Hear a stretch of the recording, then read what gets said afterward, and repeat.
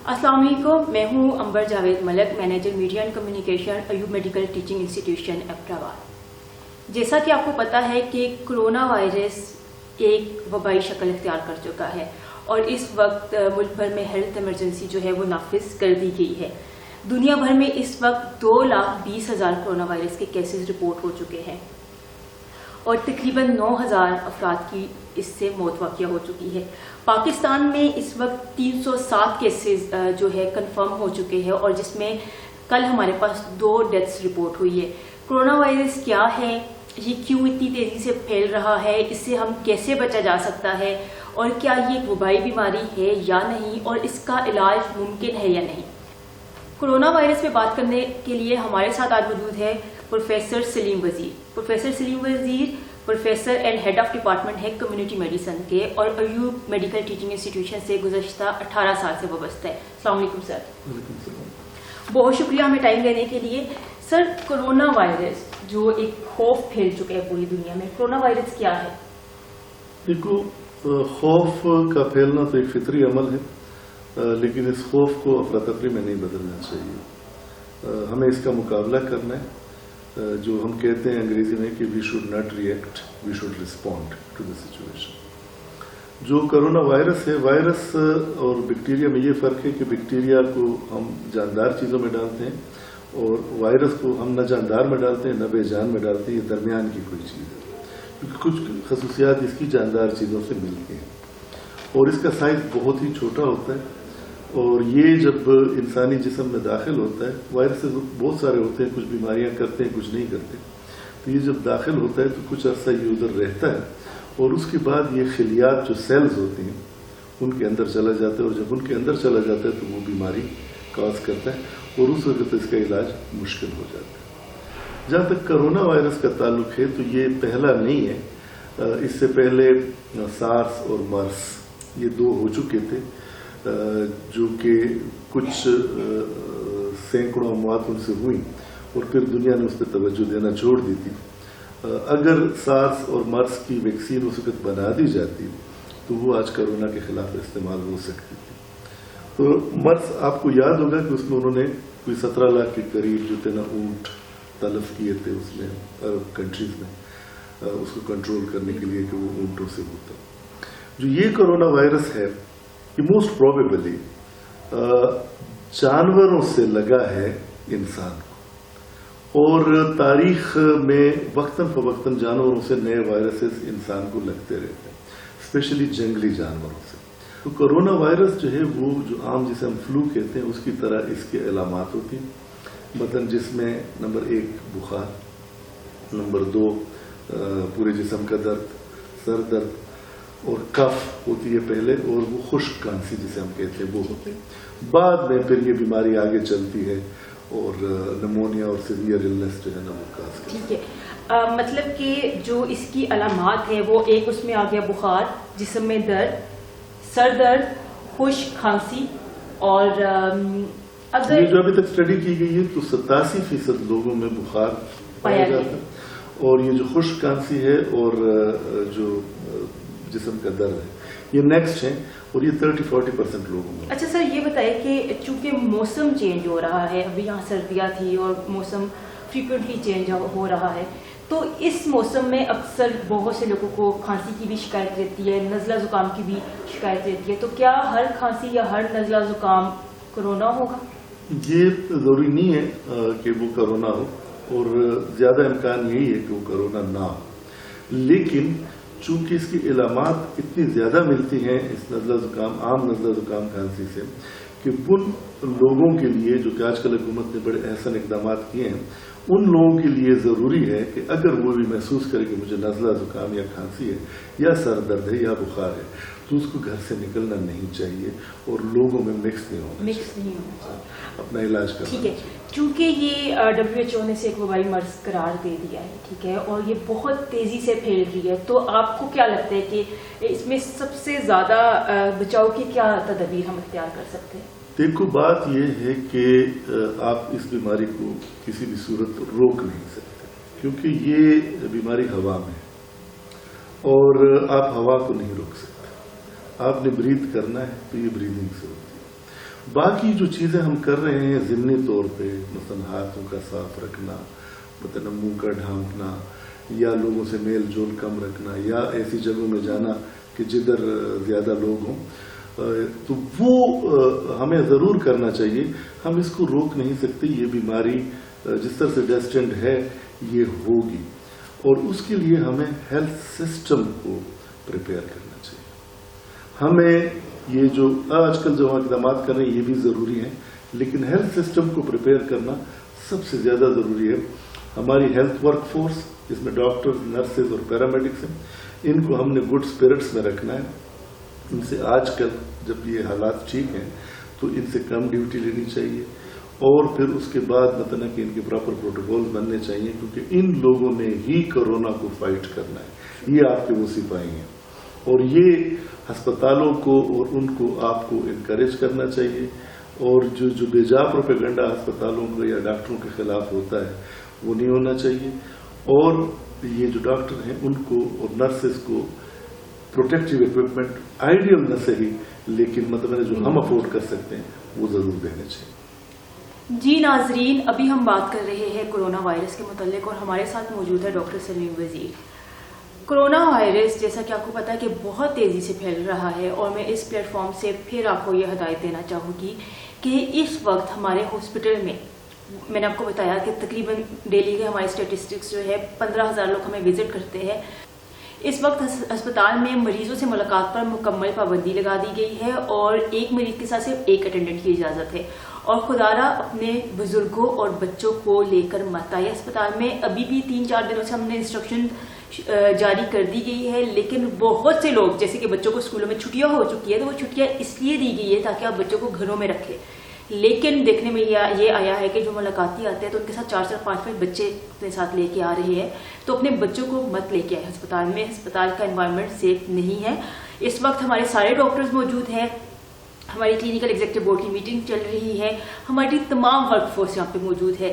اس وقت ہمیں آپ کی سپورٹ کی ضرورت ہے. ہم سب یہاں پہ اپنی ڈیوٹیز پہ موجود ہیں. ہم سب اس وقت ہاسپٹلز میں کام کر رہے ہیں، جبکہ آپ نے دیکھا ہے کہ بہت سارے ادارے جو ہے وہ اس وقت بند ہو چکے ہیں. ہم آپ کے لیے یہاں پر موجود ہیں، آپ ہمارے لیے گھروں پر موجود رہیں اور گھروں سے کم نکلیں. سر یہ بتائیے کہ اگر کسی کو شک ہے کہ اسے وائرس ہے تو اس کے لیے کیا کرنا ہوگا؟ دیکھو، فی الحال تو پاکستان میں جو صورتحال ہے، WHO بھی یہ کہتی ہے اور CDC اٹلانٹا بھی یہ کہتی ہے. تو یہ 2 ادارے ہیں کہ جو بڑے معتبر ادارے ہیں انفیکشس ڈیزیزز کے حوالے سے. تو وہ یہ کہتے ہیں کہ ٹیسٹ ہونے چاہیے اور اس کے بہت زیادہ کٹس اویلیبل ہونی چاہیے، جو انفارچونیٹلی ابھی نہیں ہے کیونکہ مینوفیکچرنگ کا بھی پرابلم ہے، سپلائی اور ڈیمانڈ کا پرابلم بھی. لیکن زیادہ سے زیادہ ٹیسٹ لوگوں کے ہونے چاہیے جس بندے کو بھی وہ ہے. لیکن اس میں موجودہ جو آج کی صورتحال ہے اس میں ان لوگوں کا ٹیسٹ لازمی ہونا چاہیے جو بیرون ملک سے ہیں، یا ایسا آدمی ہے کہ جس کو کچھ علامت ہے اور وہ ایسے آدمی کے ساتھ کلوز کنٹیکٹ میں رہا ہے جو بیرون ملک سے آیا ہو. ان لوگوں کو ٹیسٹ کی فیسلٹی دینی چاہیے کہ ان کا ٹیسٹ ہو. دوسری بات آپ نے یہ جو کی اپنے اس میں کہ بچوں سے اس کو دور رکھیں، یہ بہت زبردست بات آپ نے کی ہے، کیونکہ یہ جو اسپینش انفلوئنزا تھا جو 1918 سے 1920 تک یہ چلا، اس میں ہمارے ہندوستان میں 2 کروڑ کے قریب لوگ انتقال کر گئے تھے، 5 کروڑ اوور آل دنیا میں، اور ان میں میکسیمم جو لوگ تھے ان کی عمریں 18 سے 25 سال تھے. آج جو یہ کرونا وائرس ہے جس کی ہم بات کر رہے ہیں، اس میں جو سب سے بڑا رسک فیکٹر ہے وہ ایج ہے. 80 سب سے زیادہ ہے، پھر 70 ہے، پھر 60 ہے، پھر 50 ہے. سیکنڈ کرانک اسموکر، کہ جو بندہ اسموکر ہے کرانک، وہ زیادہ ایٹ رسک ہے. تیسرا اوبیسٹی، کہ اگر کسی بندے کا وزن زیادہ ہے، BMI 30 سے زیادہ ہے. چوتھا، اگر کوئی انڈر لائن ڈیزیز ہے، مثلا ڈائبٹیز ہے، ہائپر ٹینشن ہے. یہ ایک تو ان لوگوں کو احتیاط کرنی چاہیے کہ وہ لوگوں سے بالکل نہ ملے، زیادہ احتیاط کرنی چاہیے. ایک دوسرے وہ لوگ کہ جو دوائیوں پہ ہیں، مثلا ہائپر ٹینشن کے لیے وہ دوائی لے رہا ہے، شوگر کے لیے، وہ اپنی دوائیاں باقاعدگی سے لیں کیونکہ تاکہ ان کو وہ نہ ہو. اب دیکھو اٹلی کی صورتحال آپ نے دیکھی، آپ یہ دیکھیں، ابھی اس پہ اسٹڈی نہیں ہوئی لیکن جو قرائن بتاتے ہیں وہ یہ ہیں کہ اٹلی میں اور اسپین میں، یورپ میں یہ بیماری بہت زیادہ ہے. اٹلی اور اسپین وہ ممالک ہیں کہ جن کا معاشرہ ہم سے ملتا ہے کہ جہاں پہ بڑے اکٹھے رہتے ہیں گھر میں، وہ ایک فیملی ہوتی ہے کہ دادا بھی ہے، بیٹا بھی ہے اور پوتا بھی. تو یہ بچے اسکول سے آئیں، یہ لے کے آ جاتے ہیں، بچوں میں یہ بیماری اتنی سخت نہیں ہوتی، تو یہ لے کے آ جاتے ہیں اور اپنے بڑے بوڑھوں کو دے دیتے ہیں. اس لیے اٹلی میں یہ جو ڈیتھ ٹول ہے یہ بہت زیادہ ہے کہ بوڑھے جو لوگ ہیں، بڑی عمر کے جو لوگ ہیں، وہ پروٹیکٹ نہیں ہو سکے ہیں ان سے. اور اسپین میں بھی یہی صورتحال ہے. سر یہ بتائیے کہ یہ جو آپ نے جن فیکٹرز کی بات کی، آپ نے کہا ایج بھی ہے، باقی سب کچھ بھی ہے. ہمارے پاس جو ایک کل ڈیتھ ہوئی ہے، ہی واز 36 ایئر اولڈ. تو امیون سسٹم جو ہمارا ہے، کیا وہ اس میں میٹر کرتا ہے اور ہمیں کس طرح کی خوراک لینی چاہیے؟ دیکھو بات یہ ہے کہ میں نے پہلے بات کی کہ جو انفلوئنزا ہوا تھا 1918 میں 20 میں، اس میں ینگ لوگوں کی ڈیتھ ہوئی تھی. ینگ لوگوں کی ڈیتھ اس لیے ہوئی تھی کہ ہائپر امیون رسپانس ہوا تھا بہت زیادہ، جسے سائٹوکائن اسٹارم جسے کہتے ہیں، وہ ہوا تھا جس آٹو امیونٹی سے لوگ مرے تھے. یہاں پہ لوگ جو ہے کمزوری کی امیونٹی کم ہونے کی وجہ سے، جس طرح سے ایج میں امیونٹی کم ہوتی ہے بہت زیادہ ایج میں، یا انڈر لائن ڈیزیز میں، یا اسموکرز کی، تو وہ یہاں پہ ہمیں ان لوگوں کو زیادہ خیال رکھنا چاہیے کہ جو امیونو کمپرومائز ہے کسی وجہ سے. اور یہ جو میل جول کی بات آپ نے کی، یہ بھی بالکل صحیح ہے، ٹھیک، لیکن زیادہ فاصلہ ہمیں ان لوگوں سے رکھنا ہے کہ جن کو واقعی بیماری ہے، ٹھیک ہے نا، یا جو سسپیکٹڈ ہیں، ٹریول کر کے آئے ہیں. امیونٹی بڑھانے کے لیے دیکھو کوئی وہ نہیں ہے ڈرپیں انجیکشن نہیں ہے کہ اس سے امیونٹی بڑھائیں. امیونٹی آپ بڑھائیں گے، نمبر 1 ریسٹ، آپ آرام کریں. نمبر 2 جو ہے آپ مطلب ہے نا کہ فروٹس استعمال کریں، پروٹینز استعمال کریں، کھانا پینا، چھوٹی موٹی ایکسرسائز، یہ جو ہے یہ امیونٹی بڑھانے کے طریقے ہیں. اور بیماریوں پہ کنٹرول، اگر شوگر ہے تو اس پہ کنٹرول رکھیں، بلڈ پریشر ہے تو اس پہ کنٹرول رکھیں.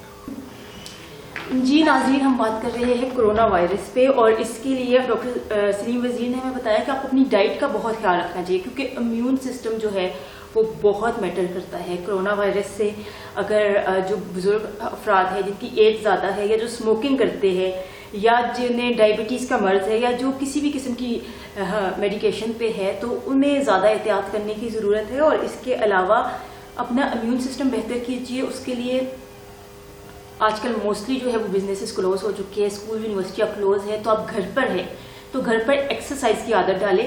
فزیکل ایکٹیویٹی کا ہونا بہت ضروری ہے.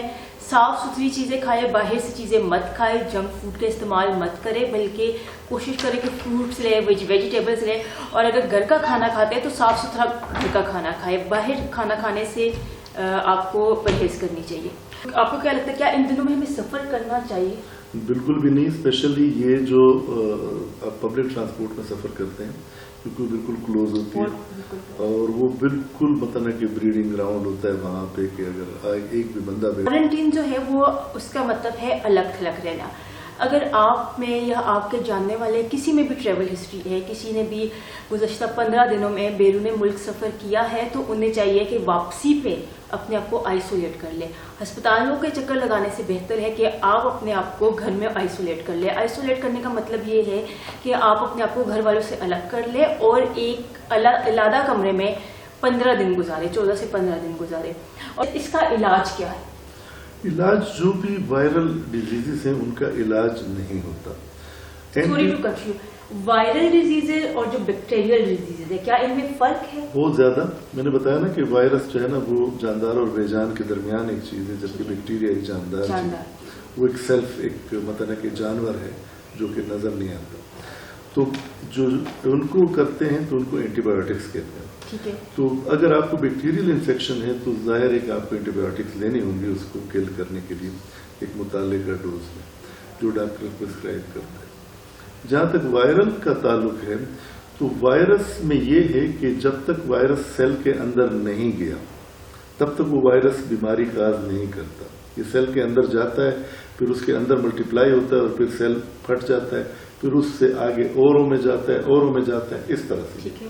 تو جب یہ سیل میں چلا جائے اس کے بعد اینٹی وائرل ڈرگز کام نہیں کرتی.